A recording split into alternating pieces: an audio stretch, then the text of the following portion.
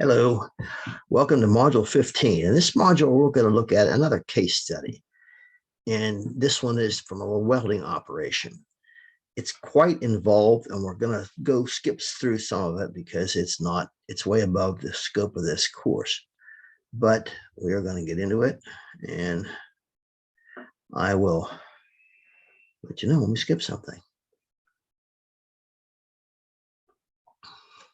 Now, this you can see was done by the ASSE. Now, that was the American Society of Safety Engineers. And I'm pretty sure that they're on the ASSP, American Society of Safety Professionals, because most safety people aren't really engineers.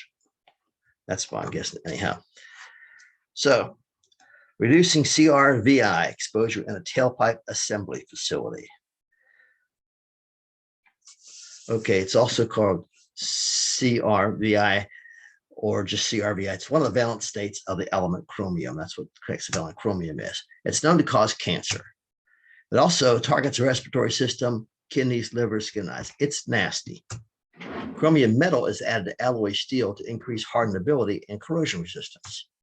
A major source of work exposure is hot work, such as welding on stainless steel and other alloy steels containing chromium. It's also used as an anti-corrosive agent added to paints, primers, and other surface coatings. Chromic acid is used to electroplate chromium onto metal parts to provide a decorative or protective coating, which we call chrome. Who's exposed? Welders and others doing hot work on stainless steel and other metals that contain chromium. And as you may or may not know, in the poultry process, and actually in probably anywhere in the meat processing business, stainless steel is used almost exclusively in the plants. Why? Why they use stainless steel? It doesn't rust. Workers using pigments, spray paints, and coating containing aluminum are also exposed. And operators of chrome plating baths are all exposed to hexavalent chromium.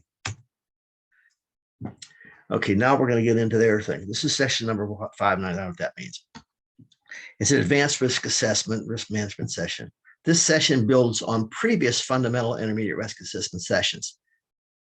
We'll go into that later. It gives participants the foundation to become familiar with SH&E, hazard identification, risk assessment, risk management, and business case development tools. We're going to cover some of that, but not all of it. To demonstrate the elements of risk assessment, risk management, and PTD. Now, PTD is prevention through design, business case tool. And that's not really what they're saying, but there's a lot of terms that are kind of fuzzy in this business. Prevention through design generally means what's what it says. When you design it, you prevent any hazards. And it's good to be in on that, on the initial cases of design if you can be. But so there's going to be two things we're going to look at: hexavalent chromium and ergonomic stuff. So eliminating or reducing risk of injury or illness in the workplace is critical to maintaining a safe work environment. Duh, we knew that. This project examined existing hazards and determined through visual observation and sampling results at hand welding stations that most welding fumes are not captured using the current strategies. I don't think they were capturing any of them. New engineering control solution was implemented. These engineering controls reduced the risk of hexavalent chromium exposure to welders in an exhaust tailpipe and muffler assembly facility, and the ergonomic risks were also addressed. And don't worry about that. So a couple of important clarifications. Okay, they're going to do a safety, health, and environmental business case and throw a lot of numbers out there, and we're not going to go into all these numbers on it. Actually, they're making this thing, my humble opinion, way more difficult than it had to be. So we're not going to develop a business case. They're going to do that, but we're going to flip through that. Now, they're going to use 5 steps to determine and illustrate the business value of safety, health, and environmental projects, programs, and activities designed to eliminate or mitigate the risks, yada, yada, to reduce a lot of stuff. You see what happens when you hire a consultant and they give you a product. It's usually a book, and it's usually got a whole bunch of filler in it, if you ask me. So we're going to cut to the chase. They're going to say here that this prevention through design business case model includes the following steps. Describe the current occupational safety and health condition. Makes sense. Conduct the risk assessment. Identify changes from the current condition. Determine the value and develop recommendations to report. Not a bad outline, I guess. Again, you're going to find all kind of different ones. This case study description, this effort was conducted by a mid-sized manufacturer of exhaust tailpipe and muffler assemblies for pickup trucks. The 20,000 square feet facility receives pre-cut tubing and mufflers, bends and sizes the tubing, and then assembles and welds the completed muffler exhaust unit. So basically, they're welding pipes on the mufflers. It runs 2 8.5-hour shifts, which includes a 30-minute lunch for lunch and breaks. Risk assessment, safety, health, and environmental prevention, risk reduction, financial and non-financial benefit from the improvements were presented using well-established PTD business case methodology. Okay, step 1, describe it. If 5 production welders work on each shift, 4 are hand welders and 1 operates a Melton welder. During the morning shift, 4 welders use a handheld trigger-activated GMO MIG gun, and I'm not really sure what that is, equipped with an automatic filler wire feed. The welding stations were not equipped with local exhaust ventilation. Okay, they were not equipped with local exhaust ventilation. Exposure assessment was performed as part of the risk assessment process.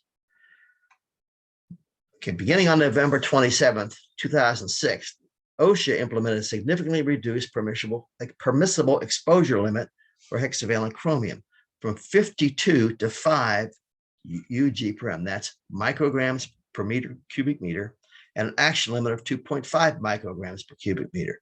Exposures above these values mandated a variety of follow-up and corrective actions. And this was their initial assessment. As you can see, the top line, the red line, is the 8-hour OSHA PEL, permissible exposure limit, TWA, time-weighted average. And the darker line, the blue line, I guess, is 8-hour action level. So the action level is 2.5 micrograms per cubic meter, and the PEL was 5. And you can see again from this graph, the 4 welders, they all were way over the action level, and 2 of them were over the permissible exposure limits. So that was some pretty serious stuff here. Management wanted to reduce the welders' exposure below the OELs. I think they mean PELs here, which obviously, who wouldn't? The design of the workstations was evaluated to address ergonomic risks. Well, we'll get into that. You can see this picture is not real good, but that's kind of the ergonomic risks. Now, they don't dwell on the ergonomic risks too much. But if you've been through an ergonomics 1 course, and hopefully you go through mine soon, you would walk into this plant and see this dude, and you would say, hey, there's something wrong here.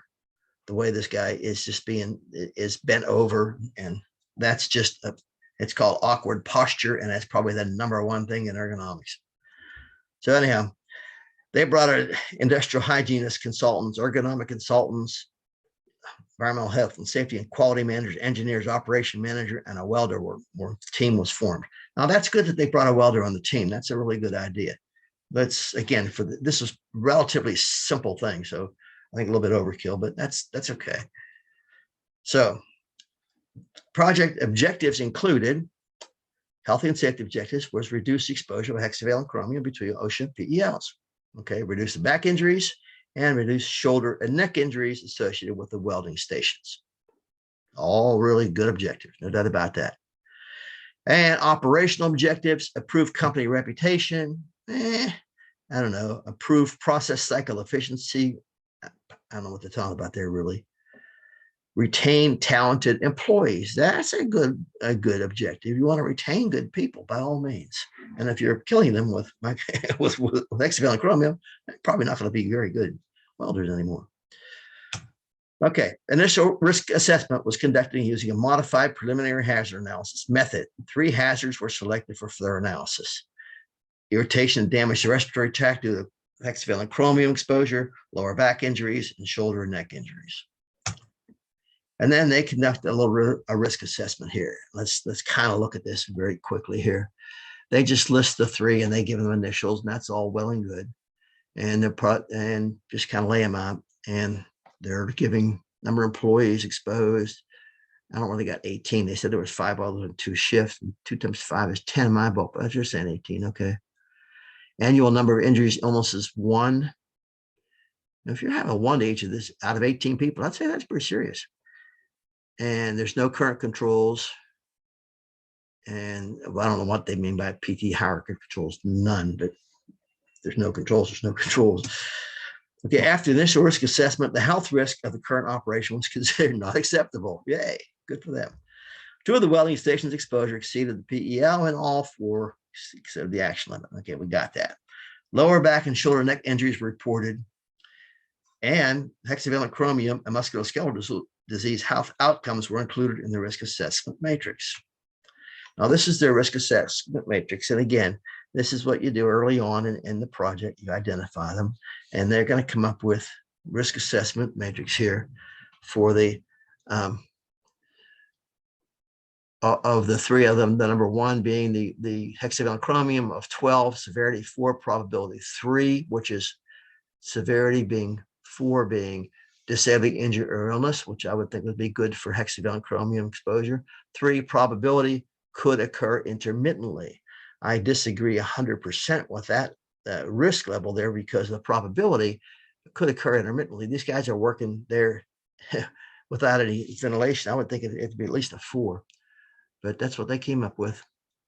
And but that's they came up 12, 8, and 9. And neither of them were very high risks. Again, I would have considered the chromium be a pretty high risk. So then they did this. Their impact on business operations here, and I don't know why they're doing this, but they're consultants, and they're trying to make it look like they really add a lot to it, I guess, because the ergonomic and the exposure risks were to these people were all you need to do on this thing. I mean, as far as anybody, as far as a safety department, you got some people that are exposed to a hazardous chemical and people with atrocious ergonomic postures. So they did a business impact risk assessment. Now, in this one here, this is unusual to say the least, because for the strategic likelihood now on the business impact, they're calling it a 4. Likely. Well, before they called it a 3.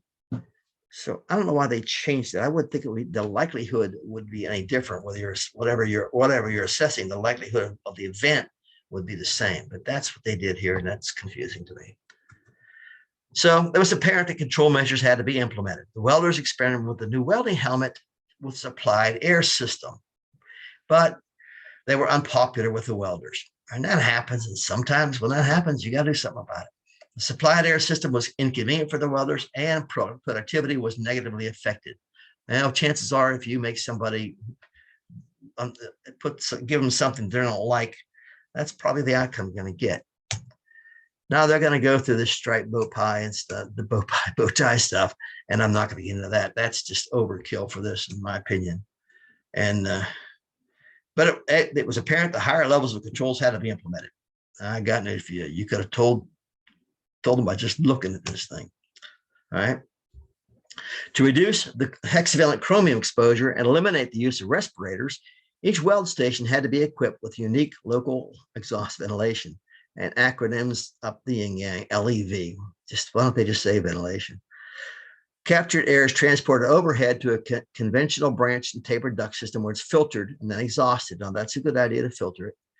To address musculoskeletal disorders of the back, neck, and shoulders, adjustable welding workstations were designed. As a result, the following PTD solutions were agreed upon to reduce risk to welding operators. I'm not going to go into detail on it, but that's the kind of this picture of their exhaust system, which looks pretty good. They got it, and that looks pretty good too. As a result of the PTD intervention, hexavalent chromium levels were reduced below the PEL and even below the action limit. And that's outstanding. By all means, that's a very good result from this. All welding stations were modified, including height adjustments. Now, they said that early on that there was 2 shifts. Now, when you have a workstation, you have 2 different people working on that workstation. There's a very distinct possibility that they're not going to be the same size, the same height. So adjustable workstations when more than one person is working on them is something that's, again, ergonomics 101. Risk assessment was conducted after the intervention as well. The same methodology was followed, and they used the bow tie stuff. And the proposed changes led to substantial risk reduction, financial and non-financial benefits of the company. Risk reduction is considered the most important non-financial benefit. Okay.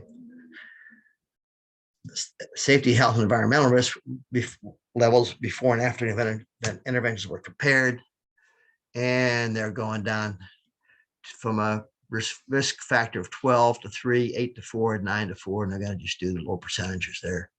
And then they asked the question, is this an acceptable level of health and safety risk? And they said 4, and that's probably pretty good. And they want to show you a little graph of the risk factor. And it's, I don't know, a gumdrop graph. I don't know what that is. Never saw a graph like that before. And that was for the, okay, now this is for the business loss reduction, where they had their risk factor higher. And so 16 for business loss reduction.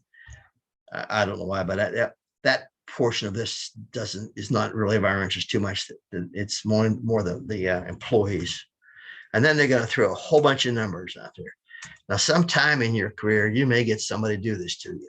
Throw you a spreadsheet with hundreds of numbers on it, let you look at it for 15 minutes, and then ask you, what do you think? And you're going to say, are you an idiot? Because I've just seen this for 10 minutes and you've worked on it for 3 weeks. Now you want me to tell you what it is? So anyhow, they're going to come up with a great big money saving thing of $42,000 or something like that, which I would have been, you wouldn't have needed to calculate anything if you just knew what you were doing with ergonomics and with this risk assessment on the hexavalent chromium.